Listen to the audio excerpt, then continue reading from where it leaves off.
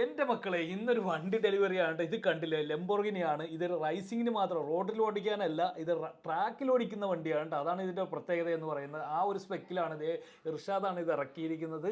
ഇത് ഓട്ടോഡ്രോമിൽ റൈസിങ് ട്രാക്കിൽ ഓടിക്കാൻ വേണ്ടി മാത്രം കൊണ്ടുവന്നിരിക്കുന്ന ഒരു വണ്ടിയാണ് ലെംബോർഗിനിയുടെ. ആദ്യമായിട്ടൊരു ഇന്ത്യക്കാർ അല്ല ഒരു മലയാളി എടുത്തിരിക്കുന്നതാണ് ഈ ലെംബോർഗിനി ട്രാക്കിൽ ഓടിക്കാനായിട്ടുള്ള ആ ഒരു സ്പെക്കിൽ ഇറക്കിയിരിക്കുന്നത്. അതൊന്ന് കാണാനായിട്ടാണ് ഞാൻ പോയത്. അപ്പോൾ എന്തായാലും ഇത് ഫ്യൂവലൊക്കെ ഫില്ല് ചെയ്യാനുണ്ട്. എനിക്ക് ആ ട്രാക്കിൽ ഓടണമെന്ന് കാണണം. അതൊക്കെ ആയിട്ടാണ് ഞാൻ പോയത്. രാവിലെ 8 മണിക്ക് ഇറങ്ങിയതാണ്. അപ്പോൾ അതിൻ്റെ എല്ലാ സ്പെക്ക്, അത് ട്രാക്കിൽ ഓടാനുള്ള സ്പെക്കിലാണ് ഈ കാര്യങ്ങളെല്ലാം ചെയ്തു വെച്ചിരിക്കുന്നത്.